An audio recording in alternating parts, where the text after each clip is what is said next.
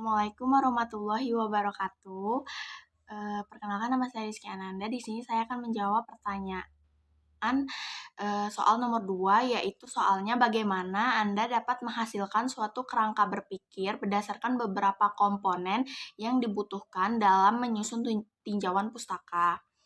Pengertian dari tinjauan pustaka itu sendiri atau biasa disebut dengan kerangka konsep atau kerangka teoretis atau model teoretis. Kerangka berpikir adalah garis besar alur logika berjalannya penelitian yang dapat digambarkan menggunakan suatu diagram yang di dalamnya menjelaskan mengenai keterkaitan antar variabel.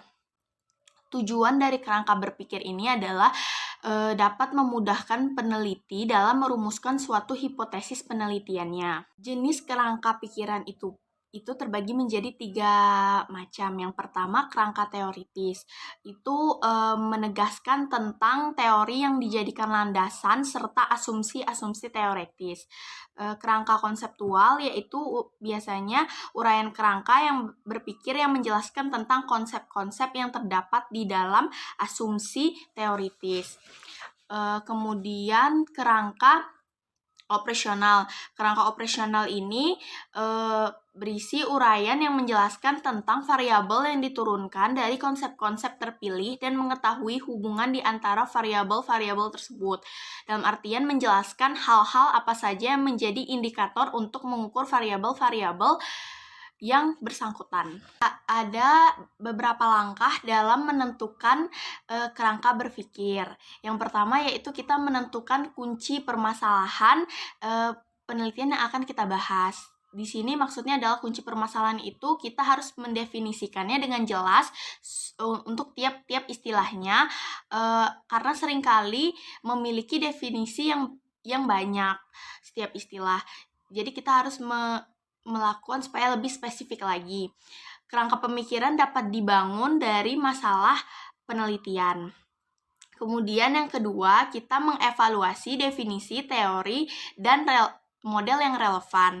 Dalam artian di sini kita dapat menggambarkan hubungan antara konsep-konsep dengan melakukan tinjauan pustaka yang menyeluruh. Serta kita juga menulis kerangka berpikir atau kerangka pemikiran yang bertujuan untuk membandingkan dan mengevaluasi secara kritis terhadap pendekatan yang telah kita usulkan. Terhadap pendekatan variabel yang telah kita usulkan atau topik penelitian yang kita usulkan. Baiklah, yang ketiga yaitu menunjukkan kontribusi penelitian sendiri. Dalam artian di sini adalah selain kita menjelaskan teori dan ide orang lain, kerangka berpikiran juga harus bertujuan untuk menunjukkan proyek yang sedang kita lakukan atau dilakukan oleh peneliti. Teori-teori yang sudah ada dari literatur itu digunakan untuk memperkuat penelitian yang sedang dilakukan oleh peneliti atau yang sedang dilakukan oleh kita.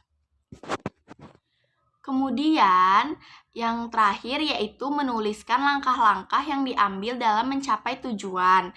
Dalam artian di sini adalah langkah-langkah yang akan dilakukan dalam penelitian bertujuan untuk mengetahui urutan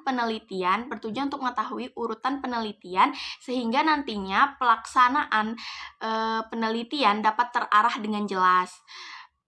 Hal ini digunakan peneliti untuk memprediksi atau digunakan kita untuk memprediksi kemungkinan yang akan terjadi agar kita bisa melakukan antisipasi. Baiklah, sekian jawaban dari saya. Terima kasih.